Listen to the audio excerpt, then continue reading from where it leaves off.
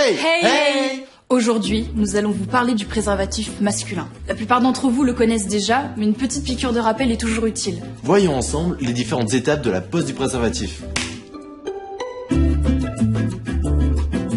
Il faut tout d'abord regarder la date de péremption.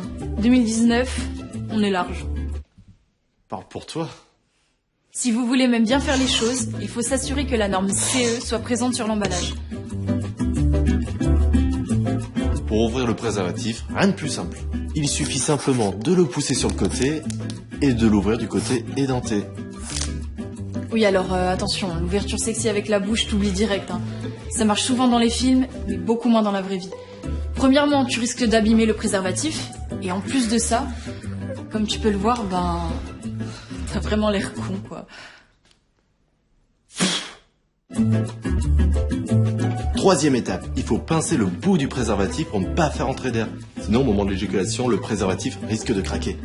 Cette étape est celle qui demande le plus d'attention. C'est ici que la plupart des erreurs ont lieu. Il faut donc poser le préservatif sur le bout du gland. Merci. Et ne pas se tromper de côté. Quatrième étape, on va pas vous faire un dessin. Wiggle, wiggle, wiggle. Wiggle, wiggle, wiggle.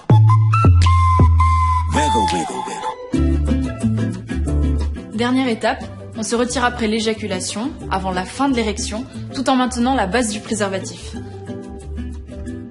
Sors!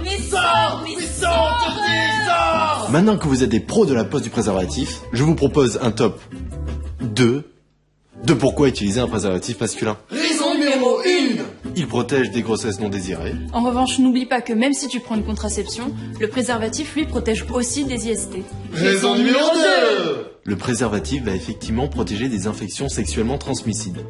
La plus connue est le VIH, mais il en existe tellement plus. La plupart d'entre elles sont asymptomatiques. Alors pour les moins littéraires, c'est-à-dire qu'elles ne se voient pas et qu'elles ne se sentent pas. Comme vous le savez, chers amis, la bouche peut intervenir dans les rapports sexuels. Alors même si les rapports bucco-génitaux sont moins risqués, la bouche peut également contracter une IST. C'est pour ça que si vous n'utilisez pas de préservatif pour la fellation ou de carré de latex pour le cunnilingus ou l'anulingus, pensez à vous faire dépister. Enfin, a priori, mieux vaut prévenir que guérir. C'est tout pour aujourd'hui. Et n'oubliez pas, la sexualité, c'est avant tout du plaisir.